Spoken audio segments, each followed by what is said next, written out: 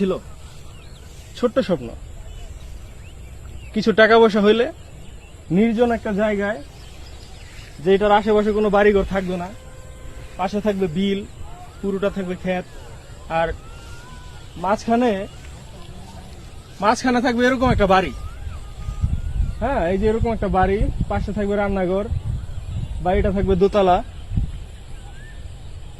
এই সাইডেও কিছু নাই, মানে পুরাটাই ফাঁকা, পুরাটাই ফাঁকা।